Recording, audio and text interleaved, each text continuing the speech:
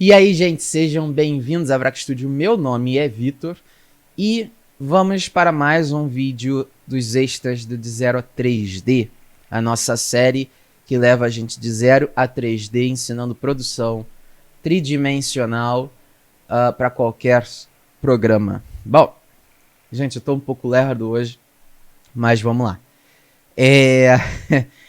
Eu vou introduzir para vocês alguns programas que são muito usados na indústria, incluindo os dois programas que a gente vai usar direto aqui na Vrac Studio e também o terceiro programa que a gente vai usar aqui na Vrac Studio, que vai ser para texturização, que não vai ser tão usado, mas a gente vai usar, inclusive tem uma parte sobre ele na série de 0 a 3D, tá bom? Não no primeiro curso, no curso 0, que já tá aí para vocês, mas nos outros cursos vai ter, eu já tô preparando, tá ficando bem bacana. Bom, vamos lá. Vamos ficar pequenininho.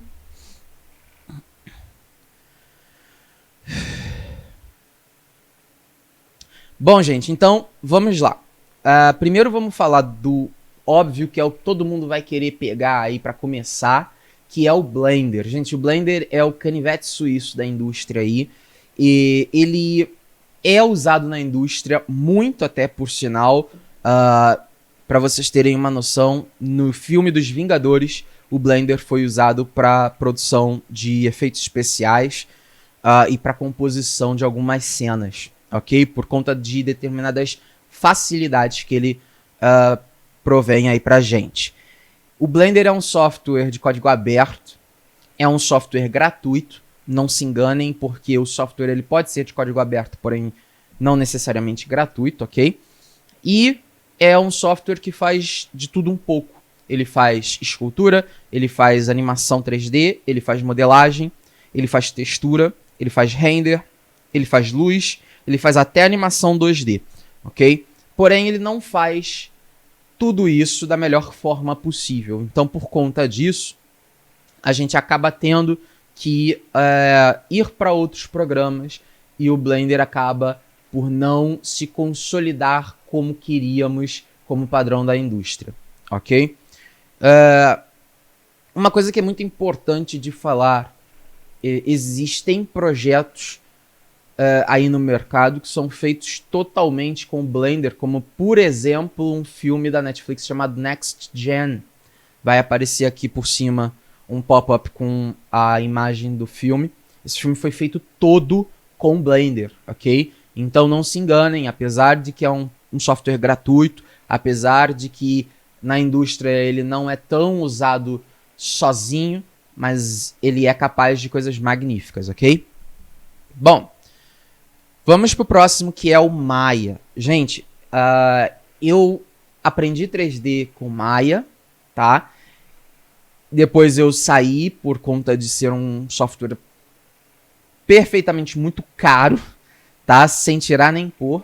Porém, ele tem uma vantagem sobre o Blender absurda.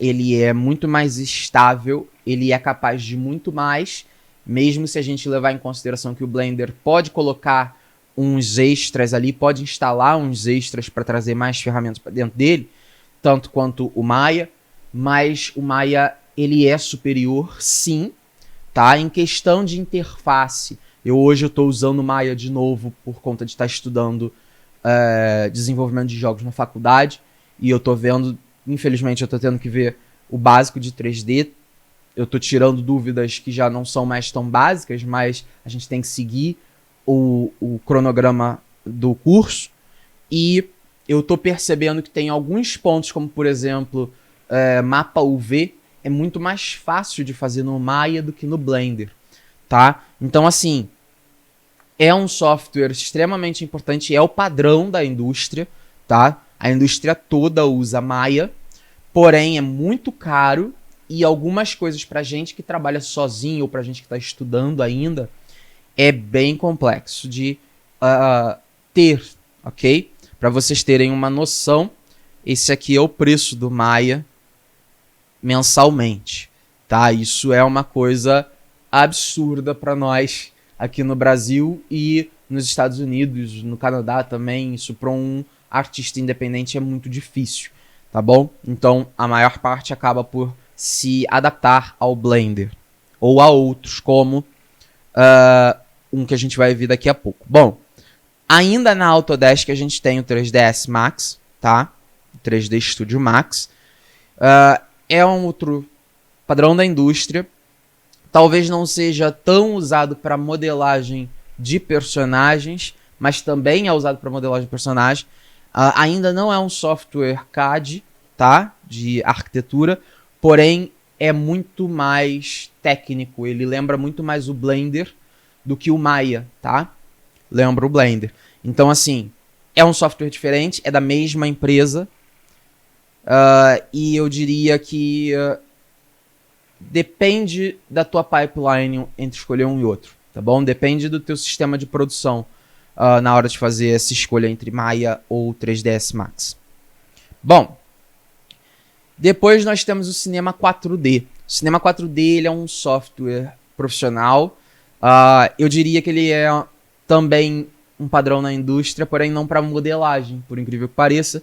É um padrão da indústria para simulação, partículas, até mesmo composição.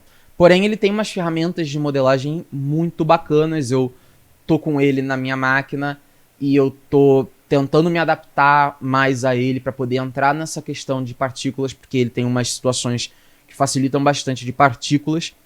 E é um sistema de modelagem um pouco diferente, tá?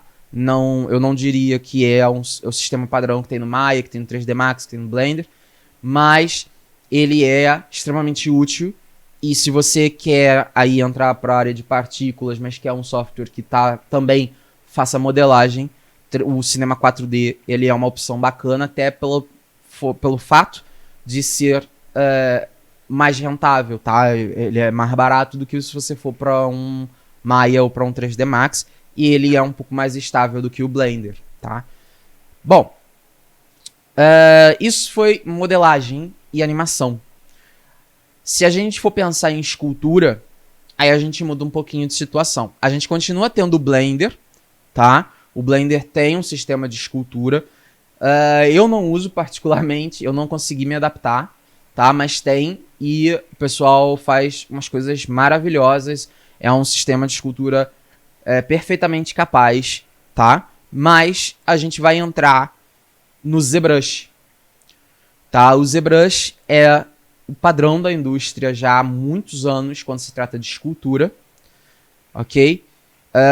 É um software caro, apesar de que hoje aí ele está com a Maxon e tem um sistema de mensalidade e anualidade que facilitou bastante, mas ainda assim é um software bem caro, tá? Então se você está começando, vai estudar, é um software caro. Ele tem uma versão que são as funcionalidades básicas dele, que é o ZBrush Core, tá? O ZBrush Core, até onde eu pude perceber, ele não tem mensalidade, tá? É só um valor perpetual, ou seja, você compra e depois você tem acesso a ele direto, sem pagar mais nada. Eu nunca usei o ZBrush Core, tá? Então eu não posso dizer até onde que vocês vão ficar limitados, porém, ainda tem uma outra versão, que é uma versão que são os elementos bases do ZBrush Core, que é o ZBrush Core Mini. Esse é gratuito. É o que a gente vai estar usando na VRAC Studio para introdução de escultura, tá? E é um software que é perfeito para quem está começando. Ele tem tudo que você pode pensar aí com relação a básico de escultura, tá no ZBrush Core Mini, tá bom? Então, esse é o que a gente vai estar usando. Eu não vou fazer escultura no Blender aqui na VRAC Studio, pelo menos não por agora no início, porque eu não me sinto sendo qualificado o suficiente para ensinar vocês escultura no Blender, porque eu não tenho tanta facilidade, tanto afeto por escultura no Blender, ok? A gente ainda tem uma outra menção, um outro programa de escultura que é da Autodesk, que é o Mudbox. O Mudbox ele é até muito usado na indústria. Eu não sei nem como é que está no momento, mas na maior parte das vezes as pessoas vão falar que usam ZBrush, tá? mas o Mudbox está aí, ele é muito mais barato do que qualquer situação da Autodesk outra, porém, vocês vão ver aqui, se eu abrir o ZBrush e eu vir em Buy, perdão, vocês vão ver aqui que o ZBrush ele é um pouco mais caro, mas ele é realmente o padrão da indústria. Inclusive tem algumas situações que o Mudbox não aceita. O sistema do Mudbox para, por exemplo, alfas, para você fazer texturas, é um pouco diferente, tá? Então, assim, tem suas limitações e são muitas, ok? Bom, para finalizar, a gente entra na parte de textura. E o programa que nós vamos usar é o Substance Painter, tá? O Substance Painter, ele tá agora com a Adobe, tem um sistema de mensalidade ou anualidade, tá? E quando você compra o acesso para o Painter, você tem acesso ao Substance Designer, Stager e tem acesso a alguns recursos no Marketplace da Adobe, como por exemplo texturas, materiais inteligentes, alfas, tá?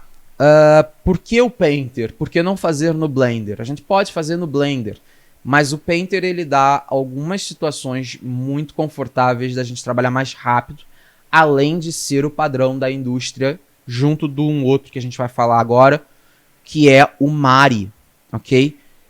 O Mari é, na minha opinião, o rei de texturização, tá? Eu sou fascinado por esse programa, eu tenho muita vontade de começar a usar ele.